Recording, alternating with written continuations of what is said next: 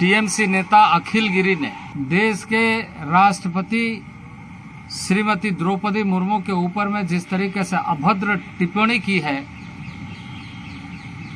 वह निंदनीय है और दुर्भाग्यपूर्ण है। आश्चर्य की बात यह है कि पश्चिम बंगाल की सरकार, ममता बनर्जी की सरकार, जो स्वयं एक महिला मुख्यमंत्री है और उसके मंत्रिमंडल के सदस्य खुलेआम तरीके से देश के महिला राष्ट्रपति, ट्राइबल प्रेसिडेंट के ऊपर में, आदिवासी राष्ट्रपति के ऊपर में इस तरह का अभद्र टिप्पणी, जिस टिप्पणी को चाहे जितनी भी निंदा की जाए वो कम है। और इससे यह बात स्पष्ट रूप से झलकती है कि पश्चिम बंगाल की सरकार इस देश के 10.5 करोड़ जनता, आदिवासी जनता की भावनाओं को आहत किया और देशवासियों को, देश के लोकतांत्रिक परंपराओं को, लोकतांत्रिक मूल्यों का हनन किया है। और इस मामले में ममता बनर्जी को स्वयं अपना स्पष्टीकरण देना चाहिए कि उसके मंत्रिमंडल के एक मंत्री, टीएमसी के नेता अखिल गिरी ने इस तरह का बयान किसके कहने पर दिया है और यह किस तरह की बयान देकर इस तरह से अपमानित करने का, अपमानजनक शब्दों का प्रयोग करते हुए न केवल महिला राष्ट्रपति के रूप में, ट्राइबल राष्ट्रपति के रूप में, बल्कि देश का अपमान कर रहा है। हम सब जानते हैं कि राष्ट्रपति का पद राजनीति से ऊपर होता है, देश का सर्वोच्च पद होता है और दुनिया के लिए भारत का प्रतिनिधित्व हम देशवासियों का करता है। ऐसे पद का आलोचना करना, मैं समझता हूं कि इस देश के लिए, इस देश के जनता के लिए बहुत ही दुर्भाग्यपूर्ण है। मंत्री के बयान न केवल इस देश के लोकतांत्रिक मूल्यों का हनन कर रहा है, बल्कि अंतर्राष्ट्रीय छवि को भी खराब करने का प्रयत्न किया है। और इसलिए मैं ये कहूंगा कि ममता बनर्जी को, ऐसे मंत्री को तुरंत अपने मंत्रिमंडल से बर्खास्त करना चाहिए और इस तरह के बयानों के लिए देश के सामने माफी मांगना चाहिए। आप सबको इस बात की जानकारी होगी कि दुनिया में जो एथनिक संख्या जो कही जाती है, उस एथनिक संख्या की सबसे बड़ा आबादी भारत में रहती है। 10.5 करोड़ जनता ट्राइबल इस देश में है और दुनिया में अभी तक बताया गया कि इस तरह से जो नोटिफाइड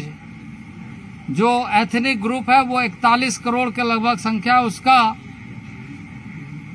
30% से अधिक भारत नेतृत्व करता है। वैसे परिवार, वैसे समाज से, वैसे लोगों के बीच से एक सुशील, संवेदनशील महिला जब राष्ट्रपति के पद को सुशोभित करती है, तो वैसे पदों पर ऐसे महिला को देख करके इनके अंदर एक तरीके से, जिसे कहा जाए, जलन होती है, एक तरीके से पचता नहीं है और ये डिहाइड्रेशन का परिणाम है। ये किसी न किसी रूप में ऐसी भाषाओं का प्रयोग करते हुए अपनी उस तरह की बातों को, जिससे कि उनके मन में, उनके विचार में, उनके चरित्र में है, वो दिखाते हैं। और ये बयान स्पष्ट रूप से यह दिखाता है कि पश्चिम बंगाल की सरकार देश में देश के आदिवासियों में और राज्य के पश्चिम बंगाल के भी आदिवासियों का शोषण करते रही है। इससे बिल्कुल स्पष्ट हो गया है कि एक संथाल समाज की महिला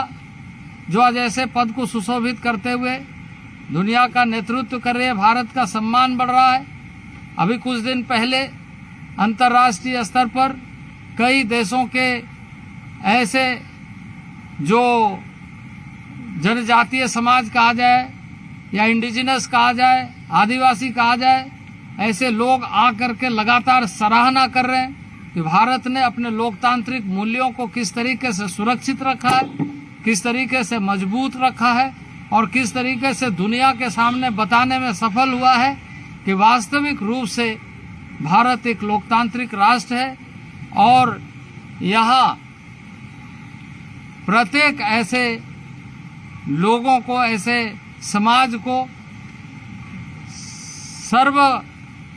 सर्वस्पर्शी, समावेशी और सबके साथ मिलकर के भारत एक है, इसका संदेश देती है। और इसलिए मैं घोर निंदा करता हूं कि शहीद दिवस के कार्यक्रम में जब वहां भाजपा का एक शहीद दिवस कार्यक्रम आयोजित किया गया था नंदीग्राम में, वहां अशांति घटाने के लिए, वहां किसी तरीके से घटना घटे, क्योंकि वहां की सरकार, वहां के प्रशासन, वहां के ऐसे गुंडे तबके के लोग लगातार कोशिश कर रहे हैं कि भारतीय जनता पार्टी के कार्यकर्ताओं के ऊपर में हमला किया जाए। वो इस तरीके से षड्यंत्र करके, इस तरह के बयान दे करके और इस तरह का हंगामा करके न केवल देश को अपमानित किया है बल्कि वहाँ के कार्यकर्ताओं को भी प्रताड़ित करने का काम लगातार कर रहे हैं। और इसलिए टीएमसी के मंत्री को तुरंत इस्तीफा देना चाहिए, मंत्रिमंडल से बर्खास्त करना चाहिए और ममता बनर्जी जिसके मंत्रिमंडल में ये मंत्री है, देश के सामने माफी मांगना चाहिए कि पहली बार आज़ादी के बाद यदि ऐसे महिला को मौका मिला है तो उसका सम्मान करते हुए देश के सामने माफी मांग करके ये याचना करना चाहिए कि उसके मंत्रिमंडल के जो सदस्य हैं उन्होंने गलत किया है और उसको तुरंत बर्खास्त करना चाहिए।